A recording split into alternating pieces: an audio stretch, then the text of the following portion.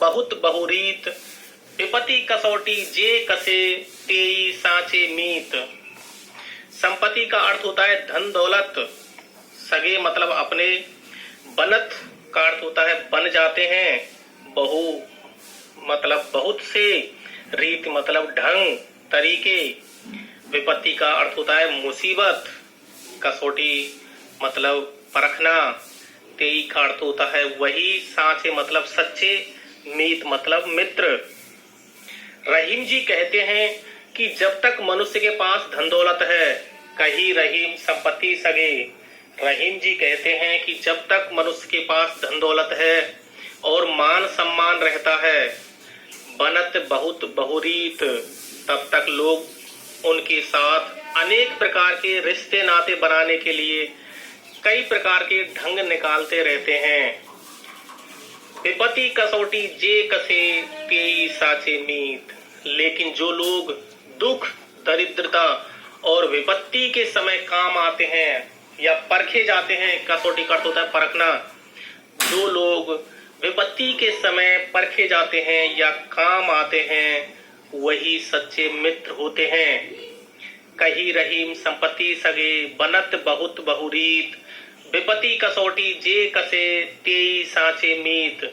रहीम जी कहते हैं कि जब तक मनुष्य के पास धन दौलत और मान सम्मान रहता है, तब तक लोग उसके साथ अनेक प्रकार के रिश्ते नाते बनाने के लिए कई प्रकार के ढंग या तरीके निकालते रहते हैं। लेकिन जो लोग दुख, दरिद्रता और विपत्ति के समय काम आते हैं, वही सच्चे मित्र होते हैं। जाल परे जल जात बही, तजी मीनन को मोह, रही मन मछरी नीर को तऊ न छाड़ती छो। जाल, जो जाल फेंका जाता है मछली पकड़ने के लिए, उस जाल के बारे में बताया गया है। जाल परे जल जात नहीं, जल मतलब पानी, जात मतलब चला जाता है, बही मतलब बह, तजी छोड़कर, मीनन मतलब मछली को मोह, मछली का मोह छोड़कर चला जाता है। रहीमन मछली नीर को, मछली का अर्थ होता है मछली, नीर मतलब पानी, तऊ ना छाड़ती, तऊ मतलब फिर भी, छाड़ती मतलब छोड़ता है, छो मतलब प्रेम। कबीरदास जी कहते हैं कि पानी में जाल डालने पर, जाल परे जल जात बही, पानी में जब जाल डाला जाता है तो जल बह जाता है। तजी मीनन को मोह, मछलियों का मोह छोड़कर जल बह जाता है और मछलियां जाल में ही फंसी रह जाती हैं। रहीमन मछली नीर को तऊ ना छाड़ती छो। आगे रहीमदास जी कहते हैं कि मछली तो जल से प्रेम करती है, उसका बिछो होते ही, यानी कि उसका वियोग होते ही जब पानी चला जाता है, मछली को छोड़कर मछली जाल में ही रह जाती है, तो मछली तड़प तड़प कर अपने प्राण त्याग देती है, तऊ न छाड़ती छोड़। फिर भी पानी के प्रति प्रेम को वो छोड़ती नहीं है और अपना जीवन समाप्त कर देती है। जाल परे जल जात बही, तजी मीनन को मोह, रहीमन मछली नीर को तऊ न छाड़ती छो। पानी में जाल डालने पर मछली तो जाल में फंस जाती है, लेकिन पानी बहकर निकल जाता है। रहीम जी कहते हैं कि मछली तो जल से प्रेम करती है, उसका वियोग होते ही तड़प कर प्राण दे देती है, लेकिन जल उससे प्रेम नहीं करता, इसलिए मछली को जाल में छोड़कर बह जाता है। वास्तव में रहीम यह कहना चाहते हैं कि हमें मछली की भांति ईश्वर से प्रेम करना चाहिए। तरुवर फल नहीं खात है, सरवर पियत न पान, कही रहीम पर काज हित, संपत्ति सचही सुजान।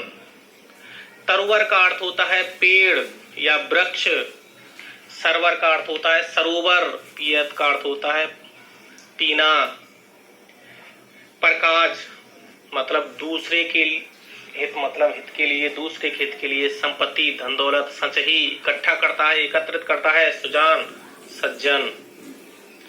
रहीम जी कहते हैं तरुवर फल नहीं खात है, वृक्ष अपने फल स्वयं नहीं खाता है, सरवर पियत ना पान, और सरोवर यानी कि तालाब अपना पानी खुद नहीं पीता है।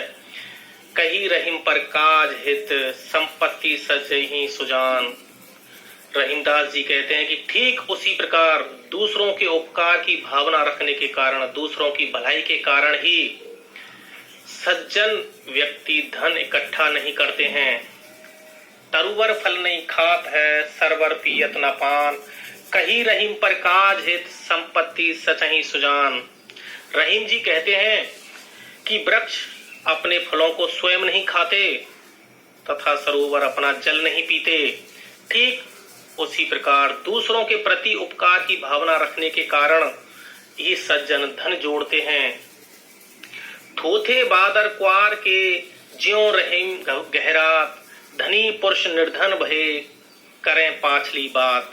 थोते मतलब खोखले, बादर का अर्थ होता है बादल, क्वार एक हिंदी महीना होता है जिसको कि आश्विन बोला जाता है, आश्विन का महीना।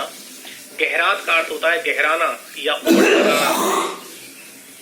पाछली मतलब पिछली, निर्धन मतलब गरीब। रहीम जी कहते हैं कि आश्विन के थोथे बादर क्वार के, आश्विन के बादल जब गहराते हैं, जब उमड़ कर आते हैं, लेकिन खोखले होते हैं। रहीमदास जी कहते हैं कि आश्विन के महीने में बादल गहराते तथा उमड़ कर आते तो हैं, लेकिन खोखले होते हैं, वो बरसते नहीं। धनी पुरुष निर्धन भये करें पाछली बात। जैसे धनी पुरुष निर्धन हो जाने पर, गरीब हो जाने पर पिछली बातें करते रहते हैं। जब वो अमीर थे वही अमीरी की बातें करते रहते हैं जिनका कोई लाभ नहीं होता। थोते बादर क्वार के ज्यों रहीम गहरात, धनी पुरुष निर्धन भये करें पाछली बात। रहीम जी कहते हैं कि आश्विन के महीने में बादल गहराते अर्थात उमड़ कर तो आते हैं, लेकिन खोखले होते हैं, इसलिए बरसते नहीं। उसी प्रकार धनी पुरुष निर्धन हो जाने पर, गरीब हो जाने पर पिछली बातें यानी कि अमीरी की बातें तो करते रहते हैं जिनका कोई लाभ नहीं होता। धरती की सी रीत है, शीत घाम ओ मेहे, जैसी परे सो सही रहे, त्यों रहीम यह देहे। धरती की सी रीत है, धरती मतलब भूमि, यह पृथ्वी, रीत मतलब नियम, शीत सर्दी ऋतु, घाम गर्मी ऋतु, और मेहे मेहे मतलब बरसात। जैसी परे सो सही रहे, सब कुछ सहन करती है। त्यों रहीम यह देहे, देहे मतलब शरीर। रहीम जी कहते हैं धरती की सी रीत है, धरती का यह नियम है कि वह शीत घाम और मेहे, सर्दी गर्मी और बरसात सब कुछ सहती रहती है, बराबर रूप से सहती रहती है। त्यों रहीम यह देह, जिस प्रकार हमारा यह शरीर सुख और दुख समान रूप से सहन करता है, हमारे शरीर को भी सुख और दुख समान रूप से सहन करना चाहिए।